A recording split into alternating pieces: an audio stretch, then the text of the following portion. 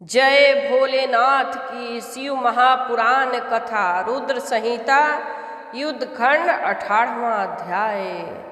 शिव महापुराण कथा सुनकर ओम नमः शिवाय कमेंट बॉक्स में जरूर लिखे। शिव जी की असीम कृपा आपको प्राप्त होगी। जय भोलेनाथ की। जलंधर के अधिपत्य में रहने वाले दुखी देवताओं द्वारा शंकर की स्तुति। शंकर जी का देवर्षि नारद को जलंधर के पास भेजना, वहां देवों को आश्वस्त करके नारद जी का जलंधर की सभा में जाना, उसके ऐश्वर्य को देखना तथा पार्वती के सौंदर्य का वर्णन कर उसे प्राप्त करने के लिए जलंधर को परामर्श देना।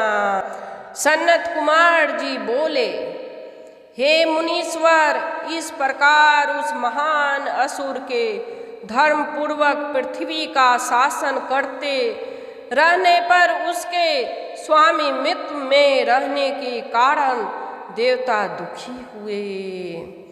वे सभी दुखित देवता मन ही मन देवाधिदेव सर्व प्रभु भगवान सदाशिव के शरण में आए और अपने दुख को दूर करने के लिए हम सब कुछ देने वाले भक्त वत्सल भगवान महेश्वर की मनोहर वाणी से स्तुति करने लगे। तब भक्तजनों के सभी मनोरथ पूर्ण करने वाले महादेव ने देव कार्य करने की इच्छा से नारद को बुलाकर वहां जाने हेतु प्रेरित किया। इसके बाद ज्ञानी शिव जी के भक्त तथा सज्जनों का उद्धार करने वाले देवर्षि नारद शिव जी की आज्ञा से देवताओं के पास दैत्यपुरी में गए। उस समय व्याकुल इंद्र आदि सभी देवता मुनि नारद को आते देखकर शीघ्रता से उठ गए। उत्कंठपूर्ण मुख वाले इंद्र आदि देवताओं ने नारद मुनि को नमस्कार करके प्रीति पूर्वक उन्हें आसन प्रदान किया। तदंतर सुख पूर्वक आसन पर बैठे हुए उन मुनि को पुनः प्रणाम करके इंद्र आदि दुखित देवताओं ने मुनीश्वर से कहा। देवता बोले, हे मुनि श्रेष्ठ, हे कृपाकर, हम लोगों के दुख को सुनिए और सुनकर उसे शीघ्र दूर कीजिए। आप प्रभु हैं तथा शंकर प्रिय हैं। दैत्य जलंधर ने देवताओं को पराजित कर उन्हें अपने स्थान से हटा दिया है।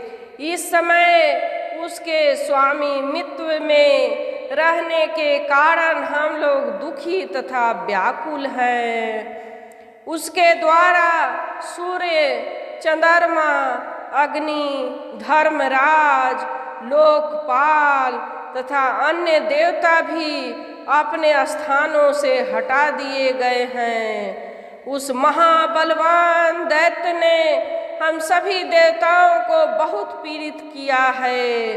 अतः हम सभी अत्यंत दुखी होकर आपकी शरण में आए हैं। सभी देवताओं का मर्दन करने वाला उस बलवान महादैत्य जलंधर ने संग्राम में विष्णु को भी अपने बस में कर लिया है।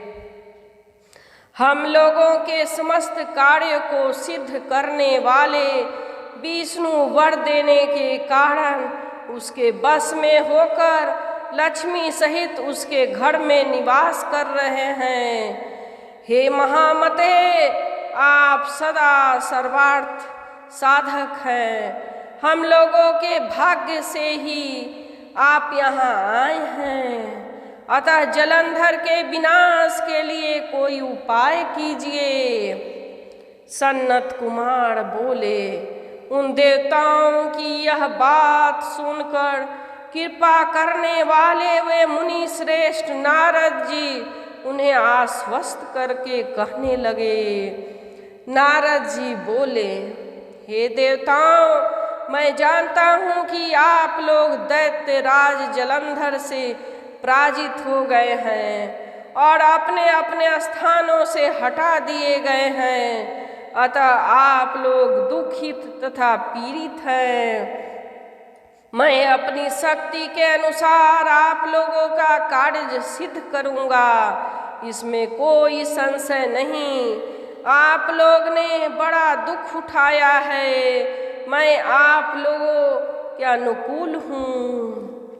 सनत कुमार जी बोले, ऐसा कहकर मुनि श्रेष्ठ नारद जी सभी देवताओं को आश्वस्त करके उस दानव प्रिय जलंधर को देखने के लिए उसकी सभा में गए। तदंतर दैत्य जलंधर ने मुनि श्रेष्ठ नारद को आया हुआ देखकर बड़ी भक्ति के साथ उठकर उन्हें श्रेष्ठ तथा उत्तम आसन प्रदान किया। तत्पश्चात विधि पूर्वक उनकी पूजा कर वह दानवेंद्र बहुत आश्चर्य में पड़ गया और हंस करके मुनिवर से यह वचन कहने लगा। जलंधर बोला, हे ब्राह्मण, आपका आगमन कहाँ से हो रहा है? आपने कहीं पर कुछ ऐसा देखा है क्या? हे मुने, आप यहाँ जिस लिए आए हैं उसे मुझको बताइए। सनत कुमार जी बोले, उस दैतेंद्र का यह वचन सुनकर महामुनि नारद जी प्रसन्नचित होकर जलंधर से कहने लगे। नारद जी बोले, संपूर्ण दैत्यों तथा दानव के अधिपति हे जलंधर, तुम धन्य हो। हे सर्वलोकेश, तुम ही सारे रत्नों का उपयोग करने योग्य हो। हे दैतेंद्र सत्तम, मेरे आने का कारण सुनो। मैं जिस निमित्त से यहाँ आया हूँ मैं वह सब कह रहा हूँ। हे दैतेंद्र, मैं अपनी इच्छा से कैलाश पर्वत पर गया था, जो 10,000 योजन विस्तार वाला कल्प वृक्ष के समान वन से युक्त सैकड़ों कामधेनुओं से समवंतित चिंतामणि से प्रकाशित संपूर्ण रूप से स्वर्णमय दिव्य तथा सभी प्रकार की अद्भुत वस्तुओं से सुशोभित हो रहा है। वहाँ पर मैंने पार्वती के साथ बैठे हुए गौरवर्ण स्वर्ण सुंदर त्रिनेत्र एवं चंद्रमा को मस्तक पर धारण किए हुए भगवान शंकर को देखा। महान आश्चर्य से परिपूर्ण उस कैलाश को देखकर मैंने अपने मन में विचार किया कि हे त्रिलोकी में कहीं कोई ऐसा समृद्धि है अथवा नहीं।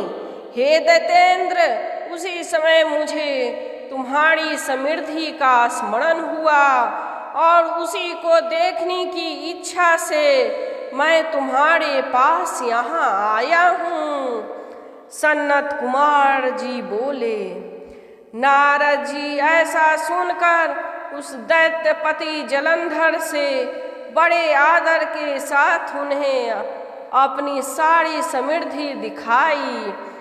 वह देवगणों का कार्य सिद्ध करने वाले वे ज्ञानी नारद जी उसे देखकर शंकर जी की प्रेरणा से उस दैतेंद्र जलंधर से कहने लगे। नारद जी बोले, हे श्रेष्ठ वीर, तुम्हारे पास इस समय निसंदेह सारी संपत्ति है। तुम त्रिलोकी के पति भी हो, अतः इसमें आश्चर्य क्या हो सकता है। मणि रत्नों की राशियाँ, घोड़े हाथी आदि समृद्धियाँ तथा जो अन्य रत्न है वे सब तुम्हारे घर में सुशोभित हो रहा है। हे महावीर, तुमने इंद्र के हाथियों में रत्न भूत ऐरावत को ले लिया है और सूर्य को अश्वरत्न उच्चय श्रवा घोड़ा भी ले लिया है। तुम कल्प वृक्ष भी ले आए हो तथा कुबेर की सारी निधियां भी तुम्हारे पास है।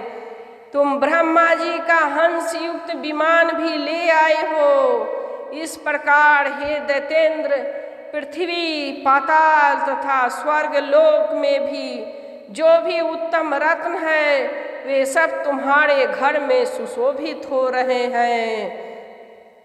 हे महावीर, गज अश्वादि से सुशोभित तुम्हारी इस संपूर्ण समृद्धि को देखता हुआ मैं प्रसन्न हूँ।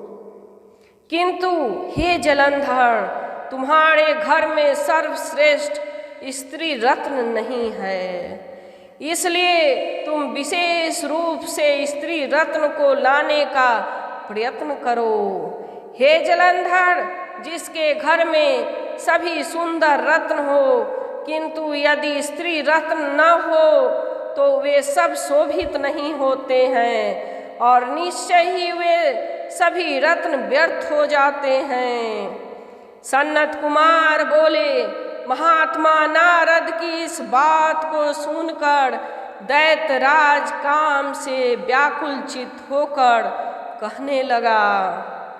जलंधर बोला, हे देवर्षि, हे नारद, आपको नमस्कार है। हे महाप्रभु, इस समय वह श्रेष्ठ स्त्री रत्न कहाँ है, मुझे बताइए। हे ब्राह्मण, इस ब्रह्मांड में जहाँ कहीं भी वह स्त्री रत्न है तो मैं उसे वहाँ से ले आऊँगा। यह सत्य है, सत्य है, इसमें संशय नहीं है। नारद जी बोले, अत्यंत मनोहर सर्व समृद्धि संपन्न कैलाश पर्वत पर योगी का रूप धारण किए हुए दिगंबर शंभु रहते हैं। सुरम्य सभी लक्षणों के समान सर्वांग सुंदरी तथा मनोहर पार्वती नामक उनकी भार्या है। हाव भाव से पूर्ण ऐसा मनोहर रूप अन्यत्र कहीं भी देखने को नहीं मिलता। वह अत्यंत अद्भुत रूप परम योगियों को भी मोहित करने वाला, दर्शन की योग्य और संपूर्ण समृद्धियों को प्रदान करने वाला है। हे वीर, हे जलंधर, मैं अपने मन में अनुमान करता हूँ कि स्त्री रत्न से युक्त शिव जी से बढ़कर अन्य कोई भी इस समय तीनों लोकों में समृद्धिशाली नहीं है। पूर्व काल में जिसके लावण्य समुद्र में डूबकर ब्रह्मा जी ने अपना धैर्य खो दिया था, उससे किसी दूसरी स्त्री की उपमा कैसे की जा सकती है, जिसने अपनी लीला से काम के शत्रु, राग रहित तथा स्वतंत्र शंकर को भी अपने बस में कर लिया है। हे दत्तेंद्र, शंकर को भी अपने बस में कर लिया है।